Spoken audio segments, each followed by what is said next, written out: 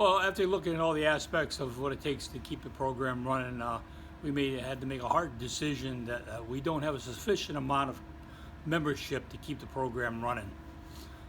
We need at least a minimum amount of kids to make a team and a minimum amount of teams to make a league. And looking at the numbers, we feel that we're not going to be able to accomplish that this year. So we made a hard decision not to remain open and close the program this year. You've been involved for 33 years as a commissioner of a league and as the president of the organization. What has this organization meant to you? Well, over the years, we've had a really good time with it. We've enjoyed working with the kids and the parents. We've met a lot of great people throughout the years, and it's really hard for us to say goodbye to the program.